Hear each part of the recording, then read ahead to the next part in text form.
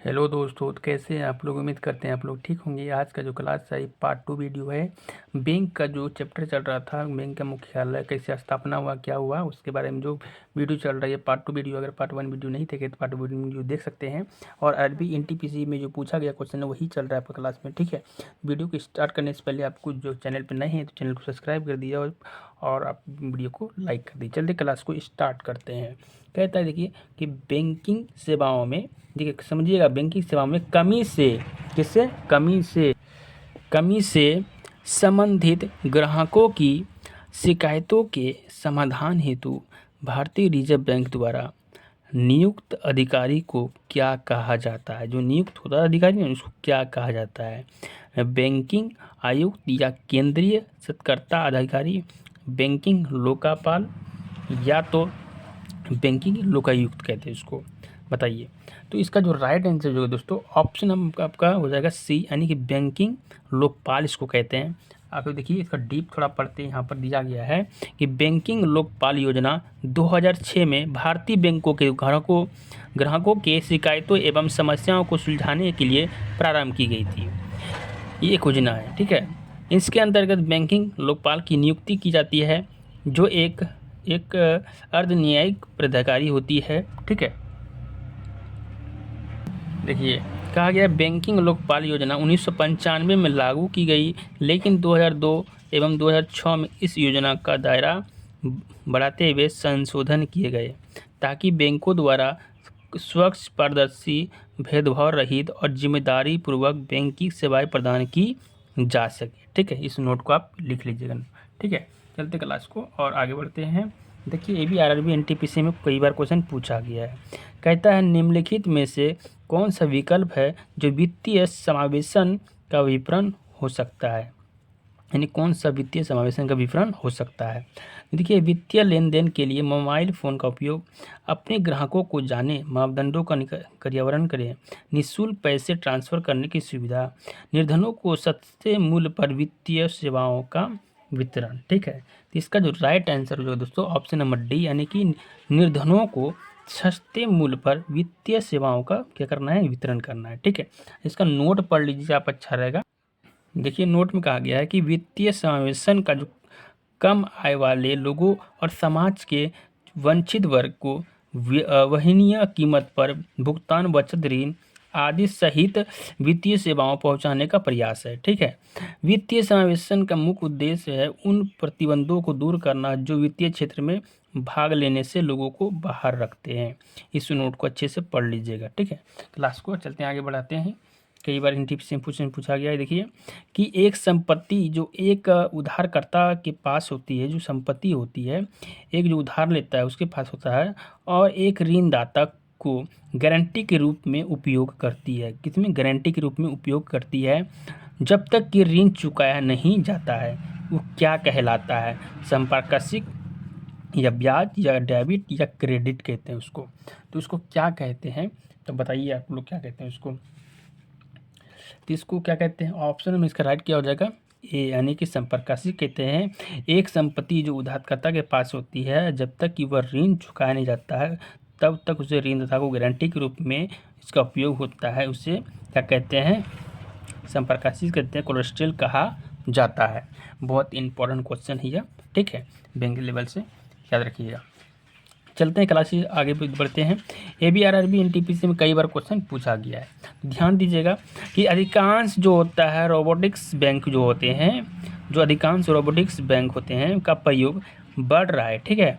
भविष्य के वित्तीय लेन देन और प्रौद्योगिकी पर आधारित होंगे। जैसे कि उसको क्या कहते हैं? ग्राफिक्स कहते हैं, कि बिक्री केंद्र कहते हैं, कि रोबोटिक्स कहते हैं, या तो वायरलेस कहते हैं। क्या कहते हैं इसको?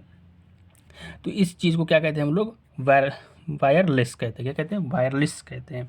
ये बहुत इंपॉर्टेंट क्वेश्चन है, ठीक है, लगा लीजिएगा कि वायरलेस के बारे में क्वेश्चन पीछे वाला एग्जाम जो हुआ था RPF उसमें भी आ चुका है, ठीक है। तो NTPC में भी आएगा, कहीं NTPC में भी क्वेश्चन पूछा गया है, ठीक है। चलता है क्वेश्चन की ओर देखते हैं। क्वेश्चन है ABRRB NTPC में क्वेश्चन पूछा गया कि भारतीय मुद्रा के नोट कहाँ मुद्रित किए जाते हैं, यानी कि मुद्रित किए जाते हैं?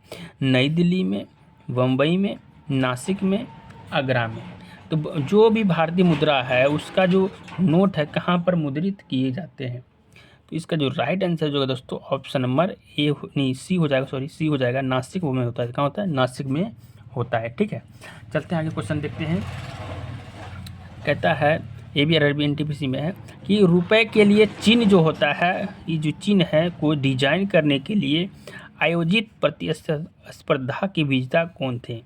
जो आयोजित किया था प्रतिस्पर्धा के जो विजेता थे वो कौन थे। उदय कुमार, विजय कुमार, प्रेम कुमार या प्रणब कुमार। तो चार ऑप्शन है दोस्तों, चार ऑप्शन में देखिए कि उदय कुमार या प्रेम कौन सा आपका राइट आंसर हो जाएगा। ठीक है, इसका जो राइट आंसर है जो ऑप्शन नंबर आपका ए हो जाएगा, उदय कुमार। कौन हो जाएगा, उदय कुमार हो जाएगा। देखिए नोट पढ़िए इसका, पढ़िए कि इंपॉर्टेंट है, रुपए के लिए चिन्ह को डिजाइन करने के लिए आयोजित प्रतिस्पर्धा के विजेता उदय कुमार हैं। यह डिजाइन भारत की सरकार द्वारा 15 जुलाई 2010 को सार्वजनिक किया गया।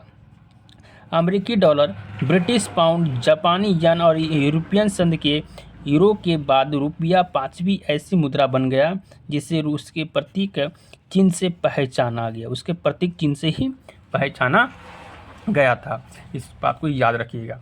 चलते देखते क्वेश्चन की ओर। भारतीय रुपए का नया मुद्रा जो था, भारतीय रुपए का जो नया मुद्रा था प्रतीक, वो आधिकारिक तौर पर किस वर्ष अपनाया गया था। ठीक है, किस वर्ष अपनाया गया था कि 2018 में, 2010 में, 1995 में, 2000 में। तो भारतीय रुपए का जो नया मुद्रा था वो किस प्रतीक रूप में अपनाया गया था। तो इसका जो राइट आंसर हो जाएगा दोस्तों ऑप्शन नंबर आपका हो जाएगा बी, यानी 2010 में। कब हुआ था, 2010 में अपनाया गया था। ठीक है, चलते हैं क्लास को आगे बढ़ाते हैं। देखिए क्वेश्चन है यहाँ पर, RRB भी पूछा गया NTPC में कि भारतीय मुद्रा नोटों की छपाई के लिए उपयोग की जाने वाली सामग्री है। क्या है सामग्री, जो भारतीय मुद्रा होती है, जो नोटों की छपाई होती है, उस सामग्री क्या है। पौधों की लुगदी, कपास एवं कपास के लत्ते, या पुनर्चक्रित कागज एवं सूत के मिश्रण। ठीक है, तो इसका जो राइट आंसर है दोस्तों, इसके बारे में डीप पढ़ेंगे थोड़ा सा, क्या हो जाएगा, बी, यानी कि कपास एवं कपास के लत्ते हो जाएंगे। ठीक है, इसका थोड़ा नोट पढ़ते हैं, देखते हैं क्या होता है।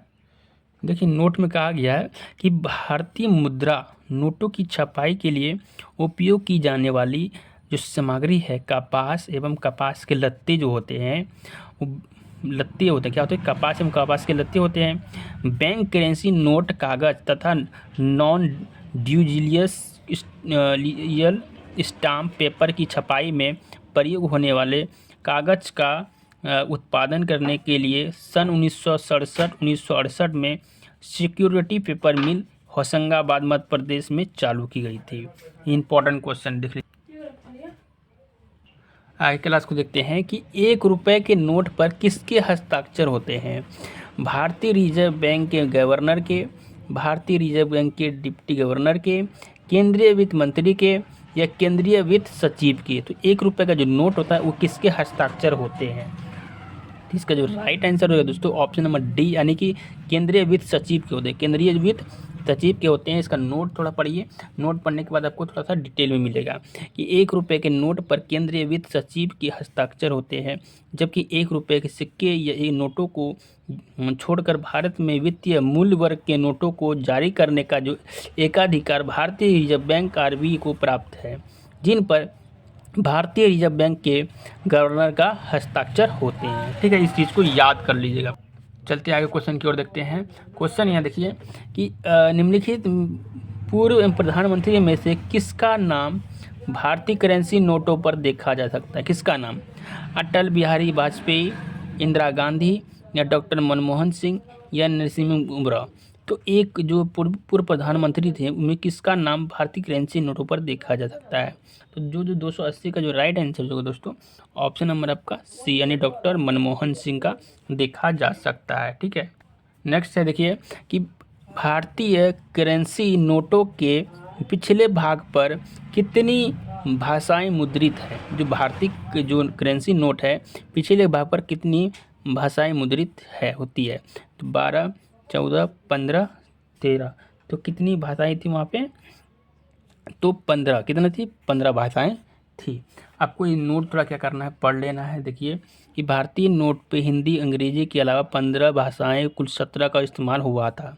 कोई भी नोट जैसे 10, 20, 50 आदि पर हिंदी हिंदी हिंदी अंग्रेजी के साथ असमी, बंगाली, गुजराती, कन्नड़ ये सब भी हुआ था। तो इस नोट को उतार लीजिएगा, ठीक है। तो अगला वीडियो में देखते हैं फिर। अभी वीडियो आते रहेगा बैंक के बारे में, पार्ट 2 है।